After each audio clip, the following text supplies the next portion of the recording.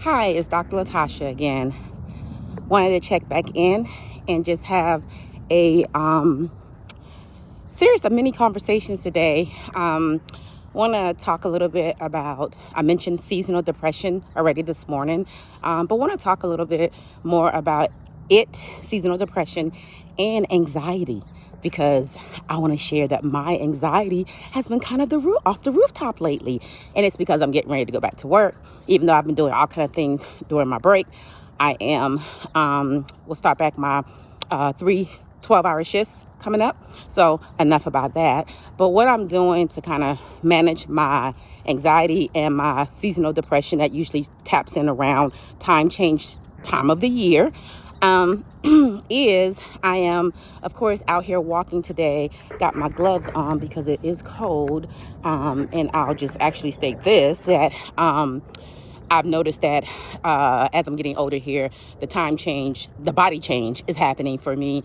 And so even though it's cold outside any other time, I would have been freezing and wouldn't even come outside to work out.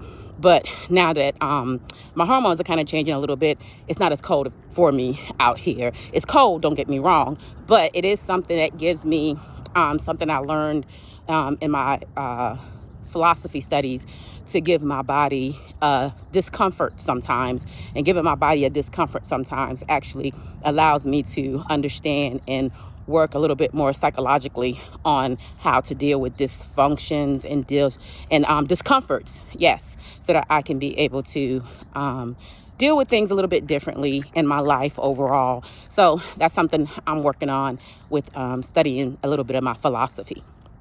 But I wanted to talk more about anxiety and depression, especially seasonal depression too. But it's like things start to get a little bit more intense. And, I'll be honest with you. I do subscribe to my doctor prescribing me medications. And those medications are simple medications, but it's to help me with the anxiety. I don't need the medications anymore to help me with depression. I think I've only been on that once in life. And that was, of course, after everyone's going to learn that I did have a suicide attempt in life. So I was on medication right before that time. And I realized that I could actually combat a lot of this myself and didn't really need a whole lot of medications. But I do take a simple medication now just to help me with anxiety. I do take it on a daily basis to keep things down, because I've never experienced anxiety the way I'm experiencing it now. But when it comes down to depression and anxiety, it's a big thing for a lot of people, and people don't realize that they're dealing with it. But I like to tell people, when you're dealing with it, you have to do things to combat it. A lot of things I do to combat it is I make sure I subscribe to a sleep hygiene, where I go to sleep and get 10 to 12 hours of sleep at least 2 nights a week. Typically, my 2 nights is either Sunday night or it could be a Monday night. Last night was the night I got a lot of sleep. I went to bed early and I got up, and the first thing I do is put my clothes on.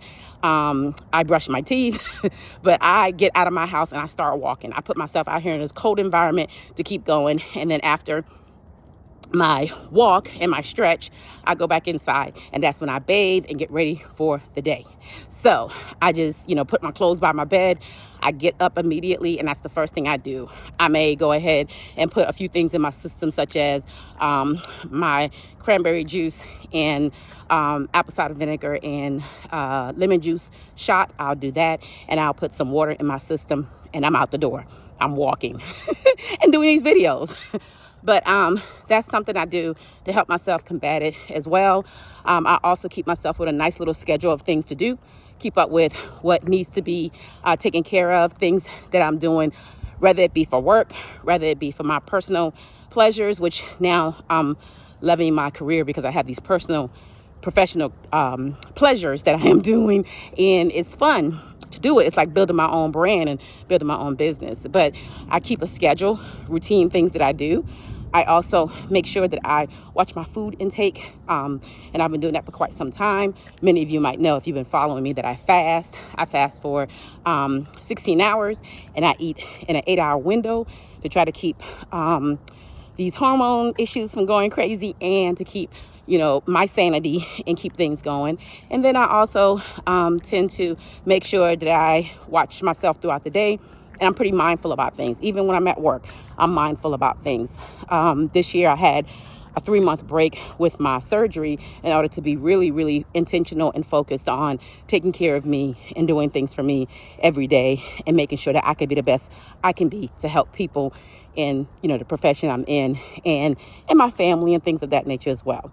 So I just wanted to talk a little bit more about combating seasonal depression and the anxiety piece, and let people know that you're not alone.